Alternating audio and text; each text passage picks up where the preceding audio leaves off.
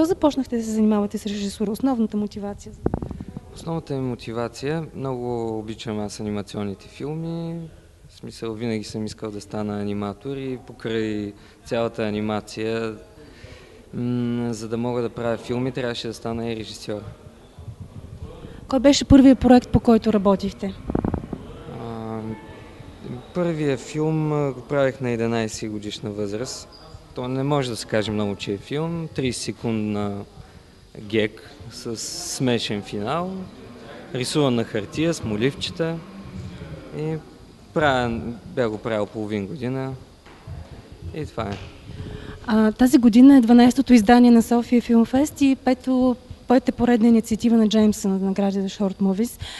Какво е усещането ви за тези инициативи? Дават ли те възможност на младите творци и какви перспективи откриват пред хора като вас?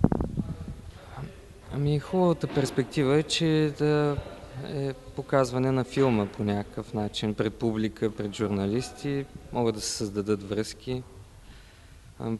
По-голяма перспектива от това не виждам. Също така и наградата.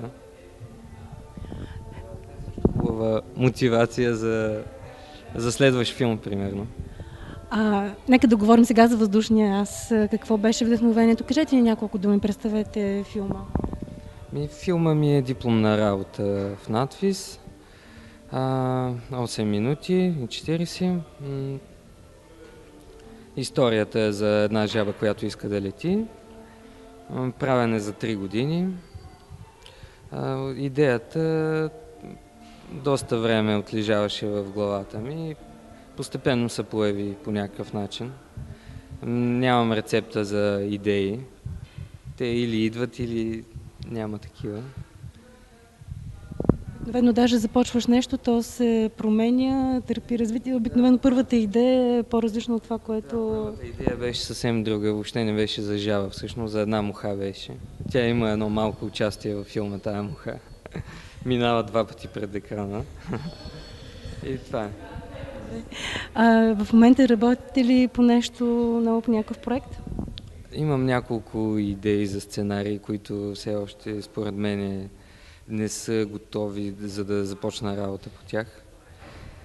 И за анимация трябва да имаш много стегната идея, да ти е ясно абсолютно всичко, как ще изглежда финалния филм, за да започнеш, защото там изрязване на определен отказ или голяма промяна коства месеци работа. Ясно. Да се обърнете към зрителите на София ТВ, ако имате нещо така, като послание, като призив.